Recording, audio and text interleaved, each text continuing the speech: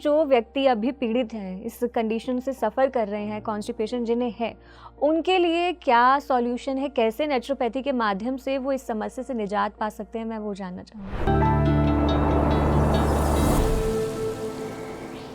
अगर आपको कॉन्स्टिपेशन हो ही चुकी है, पहले तो प्रिवेंटिव है कि ना हो, उसके लिए हमने आपको अलग अलग तरह से बताया कि इन चीज़ों का ध्यान रखें। लेकिन यदि आपको ये समस्या आ चुकी है तो सबसे पहले करना क्या है? देखिए, मैं इसमें आपको जो बताऊंगी वो 3-4 अलग अलग तरह की थेरेपीज़ के साथ बताऊंगी। तो सबसे पहले अगर मैं शुरू करती हूँ तो भोजन खाने का जो तरीका है उसके ऊपर बात करते हैं। भोजन खाने के तरीके के लिए कोशिश कीजिए कि आप बैठकर खाना खाइए, खड़े होकर खाना ना खाइए, क्योंकि यदि आप ज़मीन पर बैठकर खाना खाते हैं तो आपका शरीर की जो पोजीशन है वो ऐसी हो जाती है कि जिसमें आपका डाइजेस्टिव सिस्टम अच्छे से काम करने लग जाता है। तो पहले तो बैठकर खाने की आदत डालिए। दूसरा, आराम से भोजन को चबाकर खाने की आदत डालिए।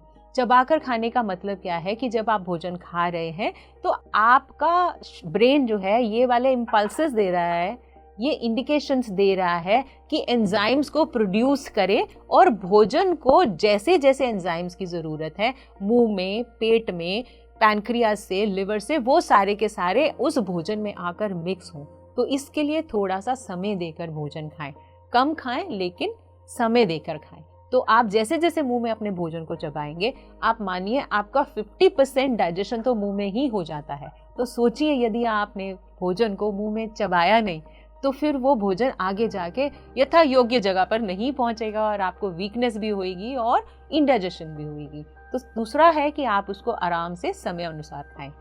तीसरा ये है कि आपके भोजन को आपने किस तरह से अलग अलग उसमें डालना है, पार्ट्स में डालना है, ताकि लगभग 50% जो भोजन है वो कच्चा हो यदि आपको कॉन्स्टिपेशन हो चुकी है।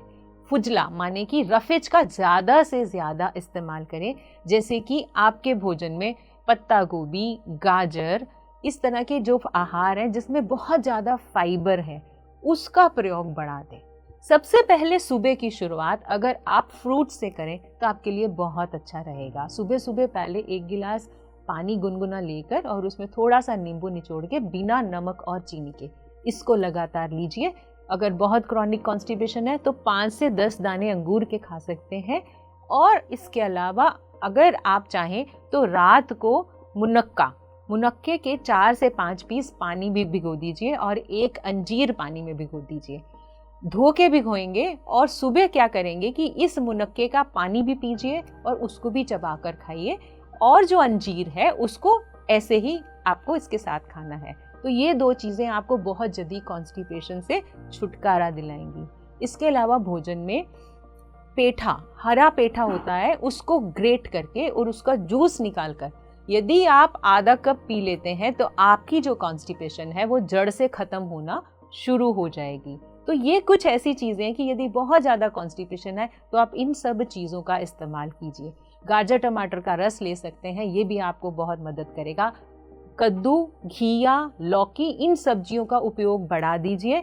और जो भोजन में आपने रोटी खानी है उसमें वो छने हुए मैदे की रोटी नहीं होनी चाहिए, उसमें चोकर युक्त आटे का इस्तेमाल कीजिए। तो आप जैसे जैसे चोकर युक्त आटे का इस्तेमाल करेंगे वो आपको फ़ायदा करेगा। इसके अलावा दलिया आपके लिए बहुत अच्छा रहेगा, क्योंकि दलिया जब आप उबालेंगे, याद रखिए आपको जब भी दलिया बनाना है तो उसको आपको खुले भोजन में ढककर बनाना है, कुकर में नहीं बनाना है, क्योंकि जैसे जैसे वो उबलता है तो गेहूं के अंदर वीट जर्म ऑयल होता है जो हमारी आंतों के अंदर की लाइनिंग में चिकनाई देता है। तो जो खुश्क अंदर आ गया है, जिस वजह से आपको कॉन्स्टिपेशन हो रही है, वो धीरे धीरे अंदर से ही ठीक होना शुरू हो जाएगी। आप अंकुरित गेहूं का सेवन कर सकते हैं, अंकुरित दालों का सेवन कर सकते हैं। तो आप अपने भोजन में ज़्यादा से ज़्यादा प्रचुर मात्रा में इस तरह की चीज़ें खाएंगे तो आपको डेफिनेटली फ़र्क पड़ेगा। तो ये हुआ भोजन के बारे में। कम से कम चीनी का इस्तेमाल करना है, कम से कम चाय का इस्तेमाल करना है, कॉफ़ी तो बिल्कुल ही नहीं पीनी है। इसके बजाय आप छाछ का इस्तेमाल करें, नारियल पानी का इस्तेमाल करें तो आपको बेहतर रिजल्ट मिलेंगे। जी, तो मैम कोई एक्सरसाइज, कुछ योग प्राणायाम जो स्पेशली कॉन्स्टिपेशन के लिए हो?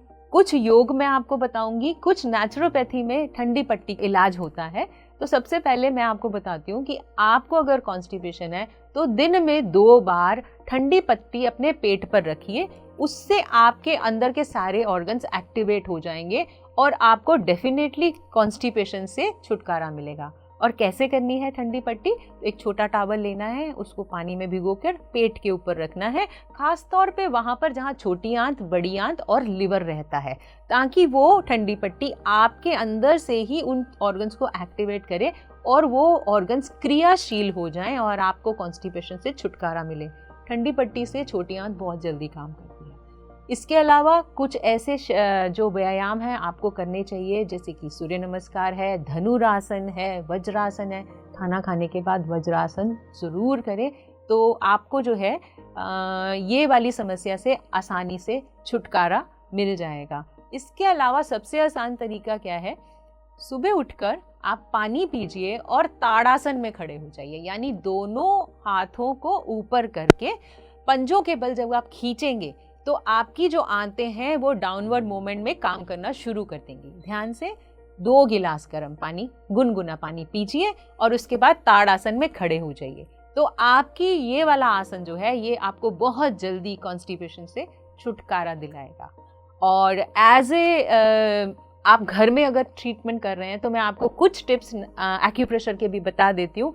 एक्यूप्रेशर में हर समस्या का निदान होता है, लेकिन आमतौर पे हमें लगता है कि हमें पॉइंट गलत ना हो जाएं या हमें आते नहीं है, तो बहुत ही सिंपल तरीका बताते हैं कि आप अपने हथेली में इस भाग में इसको अगर लगातार मसाज करेंगे और फिर इस मसाज को नीचे लेके जाएंगे, तो ये आपकी इस प्रणाली को चालू करने में बहुत ही मददगार साबित होगी।